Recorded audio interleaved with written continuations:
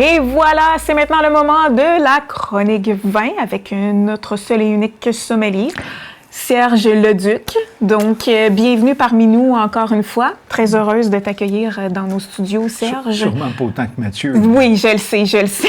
J'apprécie beaucoup. Regarde ce sourire magnifique, on ne peut pas demander plus.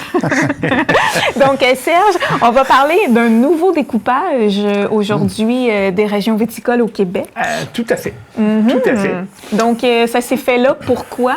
Tout simplement parce que le Conseil des vins du Québec a fait vraiment une très, très grande étude des différents vignobles, là, la façon dont ils sont disposés au Québec. Et puis, plutôt que d'utiliser les régions administratives comme la Montérégie, l'Estrie, la Naudière, et ainsi de suite, ils ont fait un redécoupage basé sur 3 éléments très, très importants. Soit les précipitations moyennes durant une année, le nombre de journées sans gel et ce qu'on appelle les degrés jour, qui est une petite formule assez complexe où on prend la température maximum, plus la température minimum, moins 10 divisé par 2. En tout cas, ça nous donne le degré jour. Et puis donc, plus le degré jour est élevé, plus tes raisins vont venir à pleine maturité, bien entendu. OK. Voilà. Donc ça a été vraiment réparti selon ces différentes catégories. C'est ça. Ce qui va être un peu plus juste au niveau de la création du produit ou... Bien, c'est que ça va permettre de redécouper. J'ai l'impression qu'éventuellement, parce qu'aujourd'hui, on a une seule IGP qui est IGP Vin du Québec. Donc, ça sous-tend que l'ensemble des raisins doivent provenir à 100% du Québec et un minimum de 50% du vignoble qui produit le vin en question. Ça peut être 100%, là, bien sûr, mais au minimum 50%.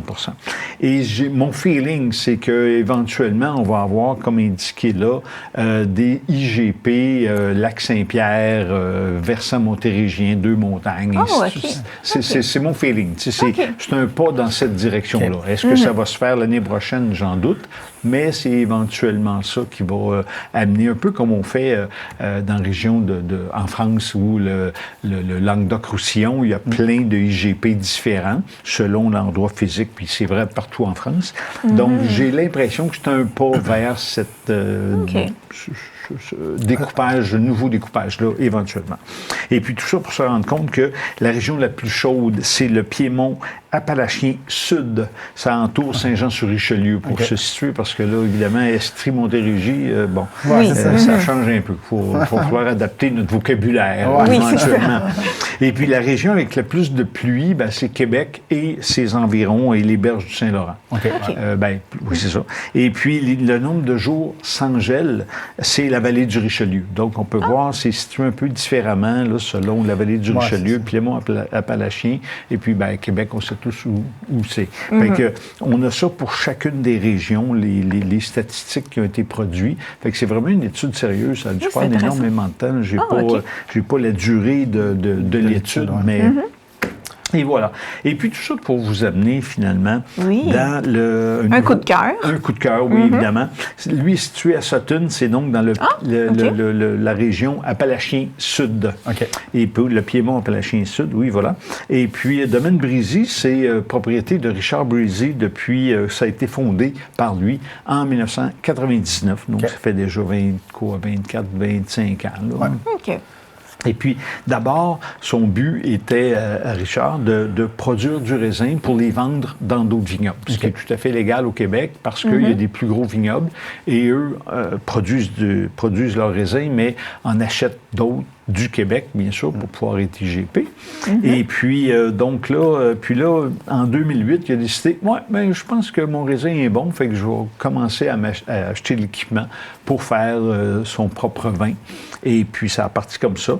Et puis, ça est rendu un vignoble de 27 000 pieds de vignes, ce qui est quand même intéressant. Puis, il produit 40 000 bouteilles sur une base annuelle. De différentes couleurs, du blanc, du rouge, du rosé.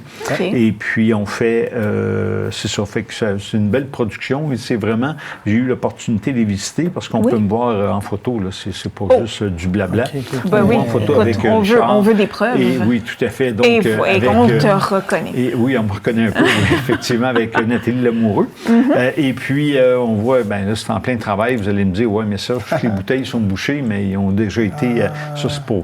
Pour la photo. Ben oui. Mais il y a d'autres bouteilles à côté qui sont toutes ouvertes et j'ai travaillé, évidemment, comme on sait. Ah oui. Nous, Serge, jamais on a douté Moi, je le sais que c'est du travail. Oui. Moi, je le sais. C'est du travail sans en remettre le lendemain. Oui, c'est ça.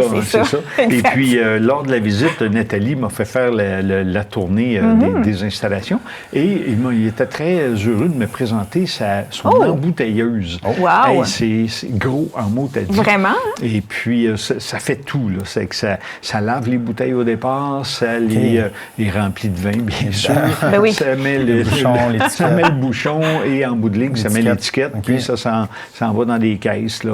Donc, c'est vraiment complet. Là, comme, vraiment? J'ai déjà vu des chaînes comme ça, et même plus grosses en France, mais au Québec, là, c'est une des seules. Il n'y a pas beaucoup de vignobles là, qui sont équipés comme ça. Et puis, donc là, on va déguster le domaine Brisy, Mackenzie Parker. C'est le nom du vin. Et puis, il n'y a pas d'appellation. Eux ont décidé de ne pas utiliser de pas le qualifier. Oui, c'est ça, parce qu'il faut évidemment que ce soit une certification. Donc, qui dit certification dit des coûts. Donc, Richard a décidé de ne pas embarquer là-dedans, du moins pour le moment.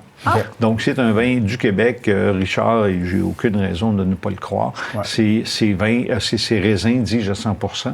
Et puis, ça donne ce vin. Et il est vieilli 12 mois en barrique de chêne. Mais une particularité, c'est que les douelles de la barrique, les douelles, c'est les tiges longues là, qui forment la barrique, c'est en chêne américain, mais les couvercles, au-dessus, en dessous, sont de chêne français. C'est intéressant. Fait que ça permet à ce moment-là d'avoir la douceur du chêne français avec un peu plus costaud du chêne américain. Donc, c'est intéressant. C'est la première fois que j'entendais parler de ça, d'un couvercle comme ça. Donc, au nez, on a beaucoup de fruits et puis c'est le côté boisé ressort, mais ne prend pas toute la place. Non. Donc ça, je trouve ça intéressant. Et c'est un 100% Sainte-Croix, qui est un cépage très implanté chez nous au Québec. Donc un 100% Sainte-Croix. Et si on prend une petite gorgée de ça...